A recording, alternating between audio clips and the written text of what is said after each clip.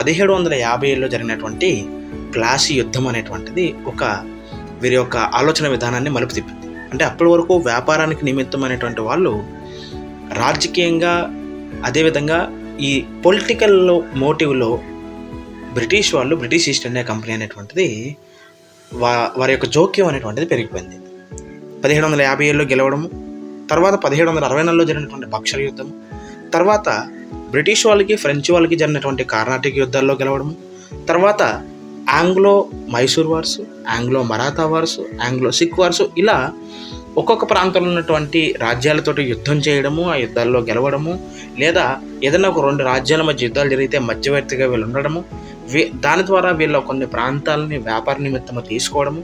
ఇలా భారతదేశాన్ని మొత్తం కూడా 1750 నుంచి 1773 వరకు కూడా జరిగినటువంటి అనేక యుద్ధాల్లో వీళ్ళు ఆక్రమించడం జరిగింది.